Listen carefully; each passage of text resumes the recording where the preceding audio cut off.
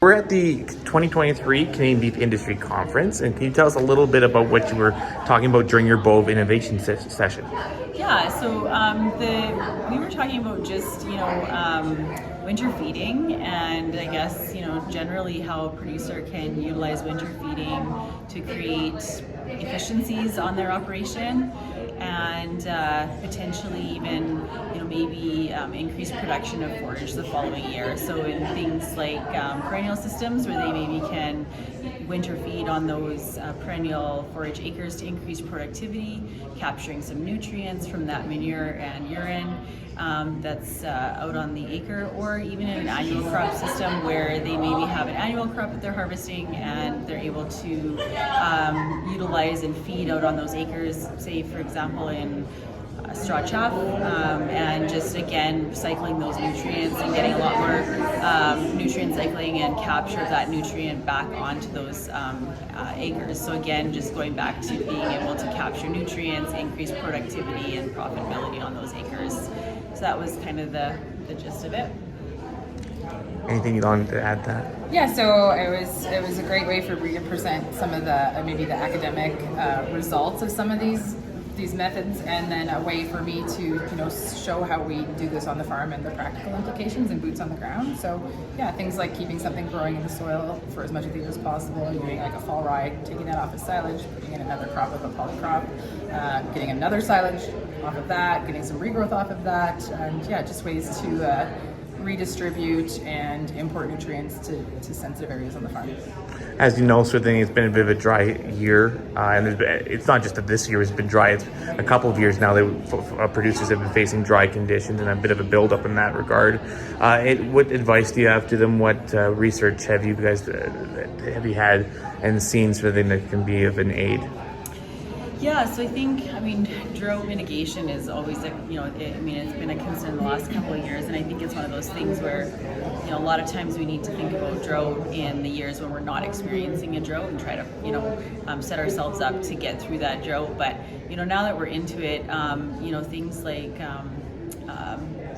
byproducts, residue feeds, alternative feeds, there might be some salvage crops, whether they're, hailed out or whether they're, droughted out. They can be options for feed. The caveat there is to make sure that you absolutely do a feed test.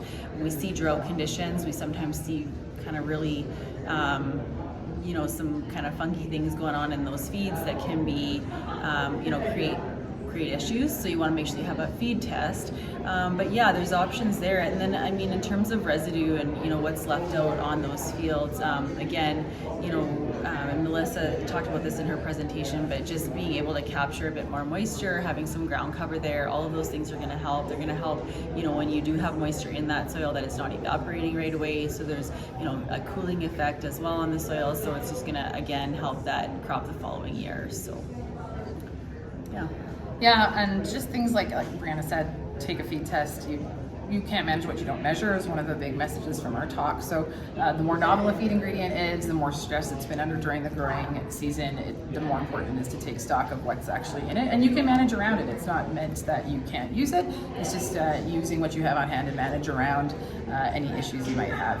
Very, very important. Excellent. And what kind of feedback did you get from your presentation today?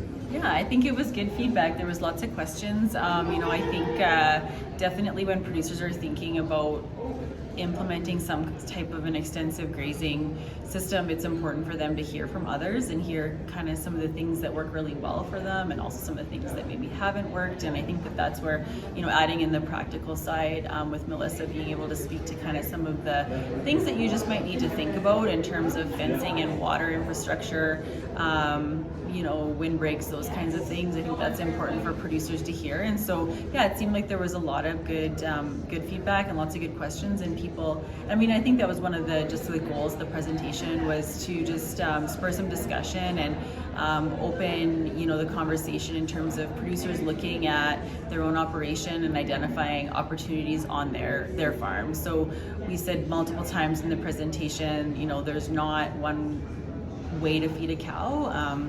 You know, there's a million ways to feed a cow, and it doesn't mean that those ways are right or wrong. It just means that, you know, you got to kind of look at your operation and identify unique opportunities, and those opportunities might change from year to year.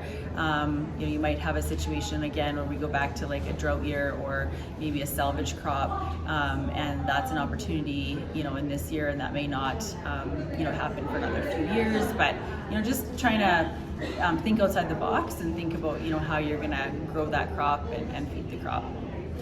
Yeah, peer-to-peer learning is really important with producers, and so it was a great way to take data and evidence and then just decipher it and show practical applications, and not about perfection, but like Bree said, looking at opportunities on your own operation as a way to implement these practices. And you know, you always get ideas from other producers. The meeting is one thing, but the meeting after the meeting and the questions after the meeting is where you go, gosh, I never thought of that on my operation. Thank you. Like, it's really interesting.